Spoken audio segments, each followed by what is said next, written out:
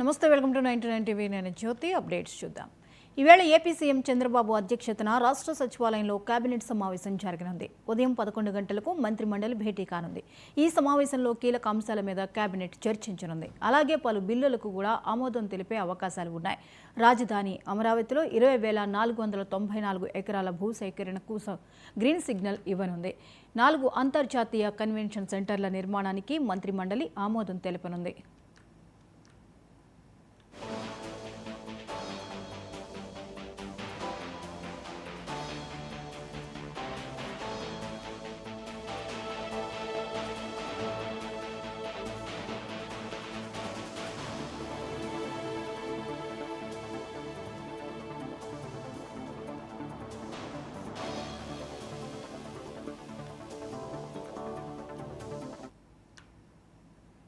నేడు చిత్తూరు జిల్లాలో వైసీపీ అధినేత